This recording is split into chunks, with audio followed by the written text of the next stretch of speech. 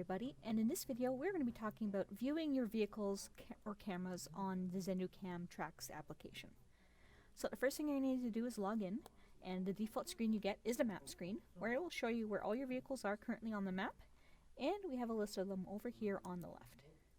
Now, if I want to know more about a particular vehicle, I simply need to click on it, and it's going to go ahead and bring me to 3 new tabs: Trips, Exceptions, and Camera. So we'll start with trips, and trips are just that, the trips they've taken. So you know where they were, when, what route they were, etc. And always the current date that we're looking at the data is always the current week.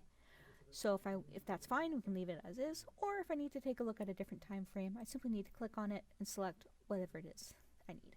But we'll stick with this week because it looks like we have some data. So let's say I want to know what they were doing on Sunday. So I'll just go ahead and click on Sunday. And you can see here, it's going to draw the trips that they did on Sunday. And so we can just follow along. And when I hover my mouse over the breadcrumb trail, you see it gives me some information. So it lets me know the date and time and their speed. So I can kind of get a glimpse of what was going on. And if I zoom in here, we can see the little arrows pointing in the direction that he was going. So if I were so inclined, I could follow along and see exactly where they were, what they were doing, and when. And our next is our exceptions. So this is when we can have certain rules set to trigger when events happen, and they'll all be logged here. So for example, so far this week we've had some video requests, a food and drink, etc. So if I want to know more about a particular event, I simply need to click on it, and we get our incident overview, where you can see it starts playing the video that was captured. So as you can see, he took a sip of his drink, which is why the food and drink rule triggered.